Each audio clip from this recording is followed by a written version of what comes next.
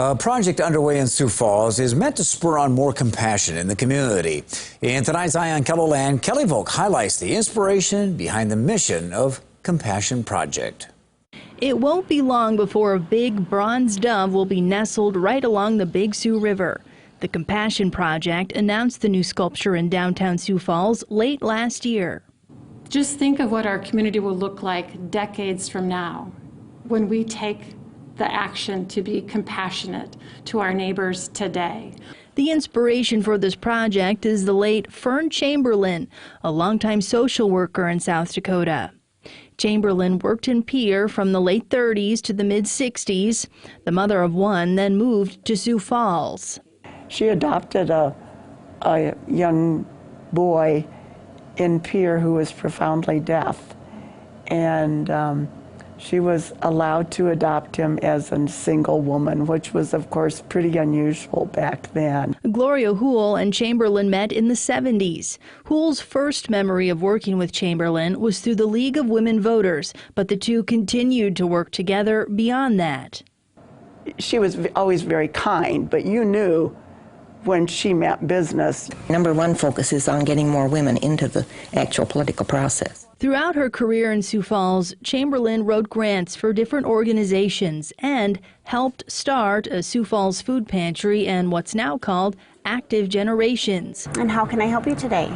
Additionally, Chamberlain founded what's known today as the Helpline Center. The Information Center has been averaging 500 calls per month. The calls range from requests for food or bus tickets home to calls of child abuse or depression. She saw the need for a call center that could provide resource information to individuals. And so that was kind of the premise of it. And in addition, during that time, was the Wounded Knee trials were being held here at Minnehaha County Courthouse.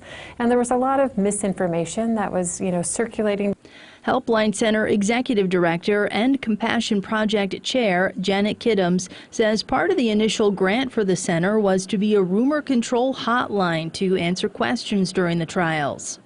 Pauline Politis, who was also part of the League of Women Voters, volunteered to answer phones for the center. We met and she said, here's what we have to do. The Indian trials were starting. She said, we need to help the families coming. And here is what we have. And she had the basement of Augustana, building in Augustana, where they could be headquartered. Politis says Chamberlain was wonderful at mobilizing people. I give Fern credit for giving me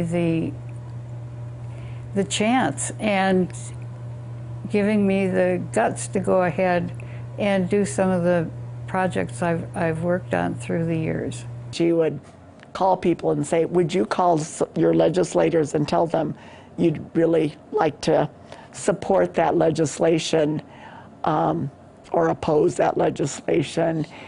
Chamberlain died in 2011 at the age of 99. But her compassionate spirit for those in need lives on today through others. And there are still people working so hard to help the lower income and the minorities. Fern is an example of how one person can make a difference, not only in a community, but in individuals' lives. And you don't have to start an organization to make a difference or to show compassion to people. It's something that we can do on a daily basis, but the impact of it can be felt years beyond. She just was a long-time believer that people need to be treated fairly and with compassion.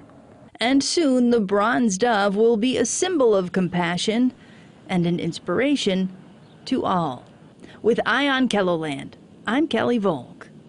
Darwin Wolf is the sculptor for the project. Now, the group hopes to hold a dedication for the piece in late September. There's still about $12,000 to raise for the Compassion Project. And if you'd like to donate or read more about Chamberlain's work, click on this story on KELOLAND.com. What a wonderful woman.